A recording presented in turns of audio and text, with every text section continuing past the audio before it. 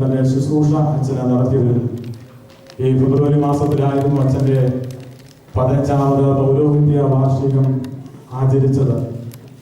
ഈ സമയത്ത് അത് ഓർക്കുകയും എല്ലാവിധമായ അനുമോദനവും മംഗളങ്ങളും ഈ സമയത്ത് അച്ഛനെ നേരുകയും കൂടുതൽ തീഷ്ണതയോടുകൂടെ ഈ പ്രദേശങ്ങളിൽ ദൈവത്തിൻ്റെ മാറ്റമില്ലാത്തതായ വചനം പ്രഘോഷിപ്പാൻ തക്കവണ്ണം ദൈവം അച്ഛനെ ബലപ്പെടുത്തരുതെന്ന് പ്രാർത്ഥിക്കുക. അതോടൊപ്പം നിങ്ങളെല്ലാവരുടെയും പേരിൽ മാഞ്ചസ്റ്റർ സെന്റ് ജോർജ് ജ്ഞാനായ പള്ളിയുടെ നാമത്തിൽ ആത്മാർത്ഥമായിട്ട് അച്ഛനെ സ്വാഗതം ചെയ്യും.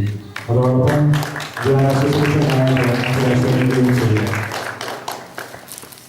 നമ്മളെ ധ്യാനത്തിനിടയ്ക്ക് ബ്രേക്കില്ല. ആർക്കെങ്കിലും വെളിയിൽ പോകണമെങ്കിലോ കാപ്പി കുടിക്കണമെങ്കിലോ നിങ്ങൾക്ക് എഴുന്നേറ്റ് പോയി കുടിച്ചതിന് ശേഷം ആഗ്രഹിക്കാം. ബ്രേക്ക് നൽകിയാൽ അതൊരു ബുദ്ധിമുട്ടായതുകൊണ്ട് തുടർച്ചയായിട്ട് ധ്യാനം നടത്തുന്നതാണ്.